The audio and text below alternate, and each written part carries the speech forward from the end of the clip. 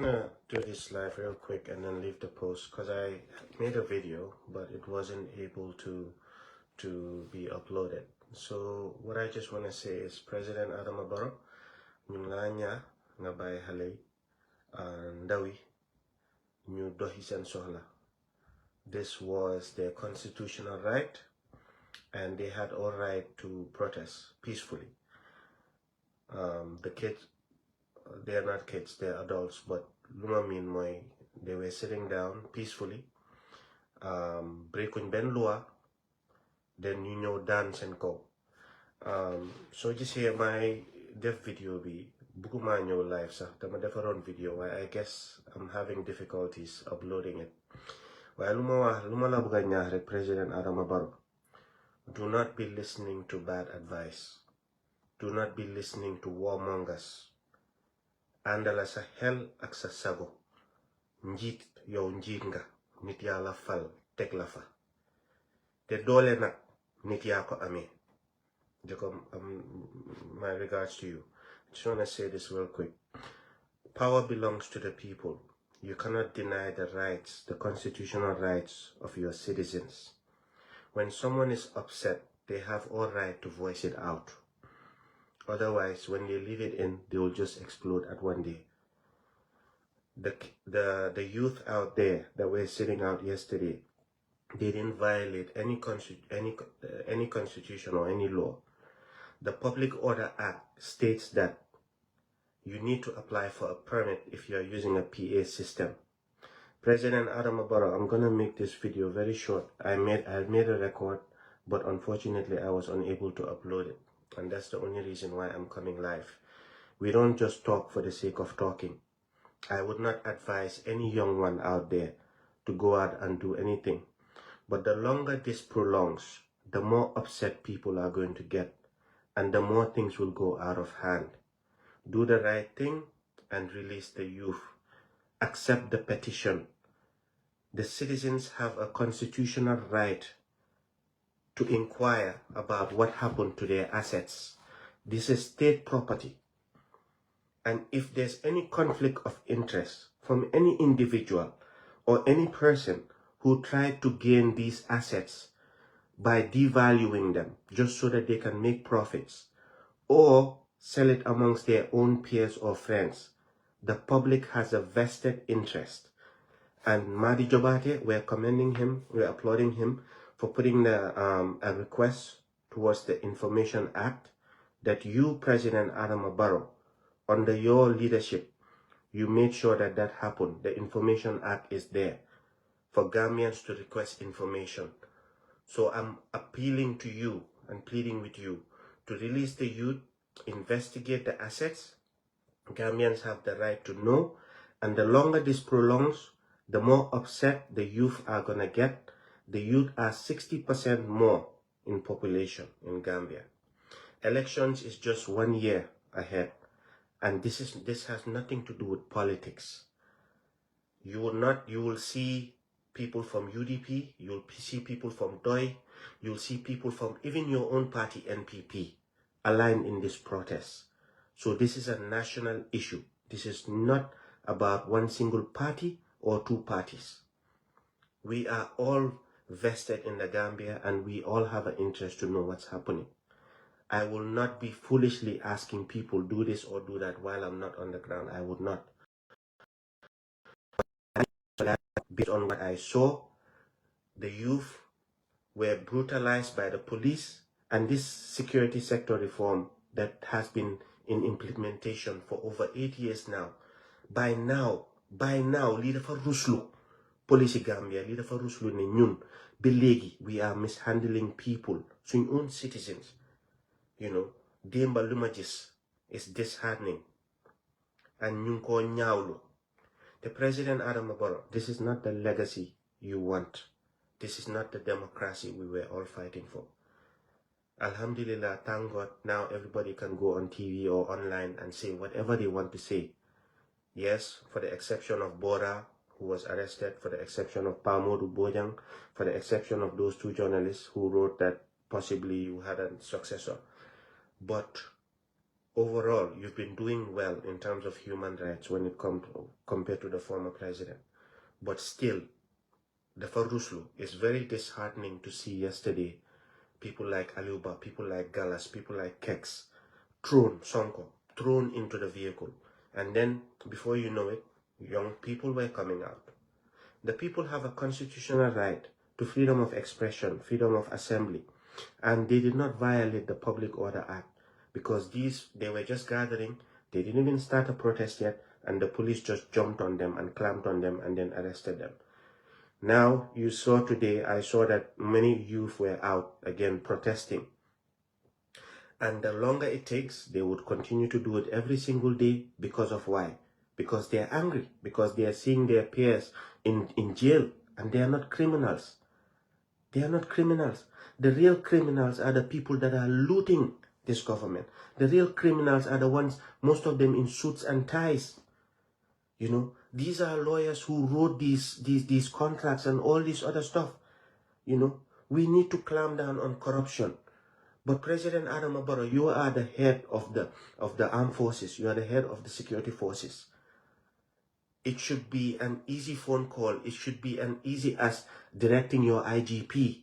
Because anything that happens, they're not going to blame the IGP. They're blaming you, President Adam Barrow. So you need to make sure and stop listening to people who are warmongers. And it's very unfortunate I saw this one youth, who's saying that these people, their merit, their permit had no basis or whatever. The unfortunate thing is some people go to school, but they don't acquire nothing in knowledge or wisdom. And it's very unfortunate to hear somebody saying that, oh, people who bought it, nobody should know about it. Damn right, people have the right to know about it. Because you know why? One, there could be conflict of interest. All because of what Mustafa Dabo wrote that report. There could be conflict of interest. And people have the right as citizens to know who bought their assets. Because these are public assets. These belong to the Gambian people. And even if Yahya Jammeh for 22 years, no one can say that he's not going to have a property after 22 years. Yes. But it was the duty of this commission to separate what was his assets. Shouldn't have sold it through the courts, because guess what? It was still under investigation. And there was a judge who paused it. But yet still, our former Minister of Justice went behind another judge instead of appealing by adding other stuff just to unfreeze it and sell it.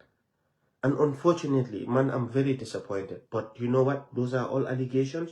At the end of the day, we need the Information Act. All citizens should have access to it. And we just don't want it to stop at just reading a document. We want you to provide a commission of inquiry into the disposal of the assets, if there was any wrongdoing, if there was any conflict of interest, and if there were people involved that were allegedly selling it behind closed doors just to profit at the detriment of the Gambian people. This is a right of Gambians. We deserve to know. And today, you saw the youths are out there again.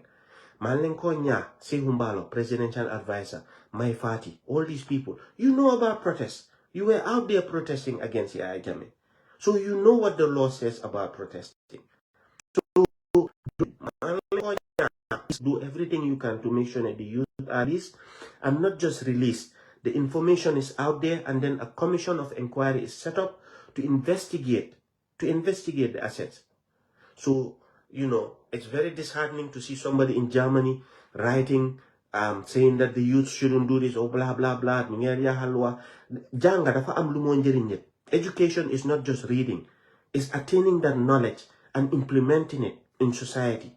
It's very disheartening to see Gambians wanting to see your other Gambians being beaten and their rights violated. And it's about time this security sector reform, you know, people see the use of it. If we can't still trust in our security forces to take care of their responsibilities, then we have a huge problem. After 8 years, Temalenko Yegan, this is not Gambian, people power. Gambian is economic dufafanan. It is their right. These people are Gambians and they are citizens. People power, Adam Barrow, people vested their powers into you to give it to you, to make certain decisions for them. Our parliamentarians, people elected you to wake up, do your research, summon the AG, make better laws. Why should it take 8 years for Gambians to be suffering from these laws? I blame our leaders. I blame our people. And the people also know who you are voting for. Don't just vote for anybody to just go and represent you. These are the consequences of having people who don't have the interests of your interests. These are the consequences that we are suffering by voting in people who don't care about you. They care more about the luxury car that they are going in. They care more about the mansions that they are building. They care more about flying their families out. You know? So equally, the president is responsible, parliament is responsible, and you the people are responsible. And for the idiots, that idiot in Germany, who is supporting that idiot committing that mass murder si dekinari, denga am young ndaw bini mu ñëwati di wax ne ndaw yi amuñ mérite. Rusna sa pour tudde ñena sen turi because janga dafa am lu mo njëriñ nit. These kids were sitting there, they didn't protest yet, and ñu ñëw rek daanu sen kaw. They violated their rights right there. And li dafa am lu mo jur, li moo tax ñeneen di génna. You know? So President Adama Barrow, man la ñaa, so gisee ma ñëw live nii, buguma wona ñëw live. I wanted to make a video, man ko upload, di ko upload for hours, it's not coming through for some reason. Man, you know what? I'll make this and leave it there. Ndawi Gambia, ewu len, ngeen xam sen rights. Yen yenay people power, yen yenay fal sen njiiti. Te sen njiiti dañ am pour doxal yen loo leen bugga si biir réew moomu. Kenn amul right pour wax ne yow sa naxaat mënuloo koo wax, mënuloo koo jootu. Because sa petition, sa right la pour nga petition, pour nga summon sa parliamentarian si. Sa right la pour nga summon njit bi nga fa teg. IGP defante leen danka ak niti. We are all one. Lee is not a party issue. It's a national issue. Te ndawi Gambia, it's very unfortunate ne gis naa ñaari ndaw ñoo xam ne ñu ngi nekk di kontaan si lii di wax ne ñi seen permit bi amul mérite. Ba pare the saddest thing, IGP, yow nit su jëlee mu bina di la requestal permit. It's about high time you write to them and tell them the reasons why you are rejecting their permit. Why? Why the disrespect? They are citizens. They pay taxes. They are not criminals. Ñoom ñooy dawlo te ñoom ñooy the future leaders of tomorrow. So yéen soo leen daanoo si kaw ñi ñëw ëllëg ñi ñëw jël nguur, what would happen? What would happen? Defante leen danka ak niti. President Adama Barrow, listen to good advice. Kula buga moo la wax dëgga. Kula toog di la wax ne danga war a dëgër balaa ñi di def lii di def nele. Some of these people would not give you good advice because ñoom seen boppa lañ fa nekkaluñ fa pour askan bi. Honorable Sehu Mbalo, you know about protests. Te man laa gërëm si yëfi BCC taxaw nga si bu ñoo wax si ron taxaw nga si ñoom galas ñoom ñëpp buñ jigee giina ma ne la dégga nga ndawi lu ñoo wax jéem leen see def dara nga taxaw si yow xam nga yëfi protest xam nga yëfi PA system yaaga nga di protest against Yaya Jammeh ñu ngi laa ñaa ngeen jël seen position of influence yi ngeen utal def jaama si réew mi dégga nag neexut bu leen ma gis may wax ni ngeen foog ne maa leen a disrespect suma right la te si xol laa koo tibee right yi ndawi la pour ñu wax lu leen naxari te they have all right to know who bought the assets, who profited off of it, who went behind closed doors to buy it at cheaper prices and then sell it for profit at the back, at the detriment of the Gambian people. And this information. We want you to summon these people, to question them, have the record, have them under oath. Have them under oath. Ñu wax naka lañ doxalee naka lañ disposé lii. Elega sigil beneen nguur su ñëwee bu boobaa yépp everything is on record. Ku ñoo prosecute ñu prosecute. Ku nga xam ne yaa fi waxoon lii tey buñ ñëwee gisatuñ lii ñu ne la ma ne lii nga fi waxoon. Under oath. We are not just going to rely on documents. maa leen a ñaax ñu defante ndanka for the national security of that country. Soo gisee ñuy wax suñ dëkka moo ñu ko jaral te suñ ndaw yi ñun ñëpp si ñun lañ bokk. We are all united. We are standing in solidarity di wax ne bàyyi leen ndaw yi bàyyi leen ndaw yi man nag du ma toog fii irresponsibly di wax ne kii génnal wala defal li I would not do that. It is their right but man duma ko def waaye nag maa ngi taxaw in solidarity with them tu wax ne lépp lu nga xam ne ñu ngi ko joytu dëgg la tey soo gisee nit nekk si lopitaan mënut a am garab bu moo fajee doomam yi wala fajee boppam loolu corruption la because xaalis bu bari mu ngi dugg si lopitaan yi tey agriculture tractor yi ngeen wax ne da ngeen ko jaay behind closed doors mënoon naa njëriñ suñ dëkk bi ñuy bañ di import too much rice tractor yooyu yëpp mënoon naa dimbale suñ béykat yi waaye tey ñu ngi nii dëkk baa ngi sona nit yaa ngi sona si dëkk boobu noonu président Adama Barrow ku xombul lañ la xamee tolerant nga waaye fu nekk nii bul doxee si tànki Yaya Jammeh nu daan doxee bul déglu kenn ku laa wax ne danga war a def nii danga war a def nele hey gis nga nit ki mënuloo koo téye bés bu Gambia ni waxoon ne tey économique duñ fa fanaan ak seen fetel yépp nag maa ko fi seen right la jéem leen a try ngeen seet lan moo gën ci réew mi ngeen def loolu bàyyi leen ndaw yi ñu dem doxi seen jaama am na dégg naa ay ndaw ñoo xam ne ñu ngi war a jël examen Nusrat foofu laa mujjee bàyyi leen ñu dem jëli seen examen bàyyi leen ndaw yi ñoom Aliou Ba ñoom Galas ñoom Keks ñoom Kurang ak ñëpp bàyyi leen it is their right ngeen jël seen pétition bi ngeen investigate nguur gu baax nguur guy xalaat ëllëg loolu la moo def ngeen baalal ma aha nag si wax bi neexut waaye ñun ñëpp a ko bokka te maa ngi gërëm lu leader yi ñoom ESA ñoom NUP and all this press conference even UDP ñoom ñëpp ñu génnul wax waaye ñu ngee bina ñu ngee wax te ñëpp xam nañ seen xol yi fan lañ nekka waaw ñu ngee gërëm ñëpp parti yëpp la ñoo gërëm waaw président Adama Barrow sa own party members ñu ngi si biir kaso bi foofu noonu ñu la dee support so this is not about NPP UDP GDC APP Sobaya. This is about Gambia. The people have a vested interest to know what happened to their properties, Jammeh assets, Jammeh nak anything lum outside. Na si Gaddafi la, na Nigeria la, he was a head of state. Te su nekkutoon président du muna am loolu yëpp. Wow, 22 years nak war naa muna amal boppam dara. Wow, war naa muna amal boppam kër ak moto. Waaye fan nga déggee ne 22 years dajale leen 250 something properties, 10 islands, 450 something vehicles. Benanit. You calculated in 22 years? So len buge forfeit yenay. Def len ko si yon. Why def len jama for the national security, for every citizen, for the peace and stability of that nation. Ñu la ko ñaax waruma tok di la plead di la ñaax because suñ right la. Why yo yaay njiit bi yaa fa nekka defal lu war pour réew mi nekka si jama. Dina am ñeneen dinañ ci pro ndoxlu.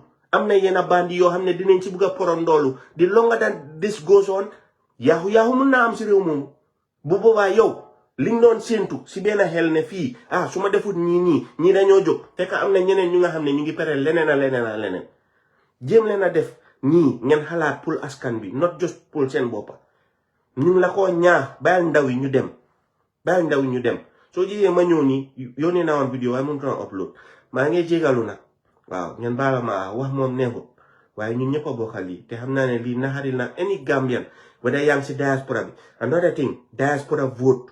You cannot disenfranchise the diaspora. You cannot. Ak lu ñoo dugal si xaalis si réew moomu. You cannot do that. Si malo taxaw leen si. Dugal leen clause bi diaspora bi mun a am representation.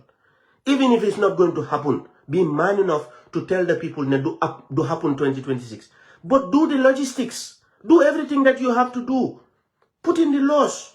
Dafa ruslu ne tey loi Yaya Jammeh yu fa nekkoon pour téye nit yi loolu moo nekk tey di dal ci kaw nit yi te ñun suñ nit yi ñu nga xam ne sofa nañ through all this protest and all that ñoom ñu ngi nii duggoon nañ fa léegi anamu léegi yow tamit président Adama Barrow gisoon nga li yëpp yaa ngi fa toog tey yaa ngi toog si toogu bi suñ ndaw yi nga nekk di gis te xam naa ne neexut la jéem see def dara bàyyi leen ñu dem bul déglu kenn ku laa ne danga leen war a téye danga leen war a def nii 24 hours yow yaay commander in chief.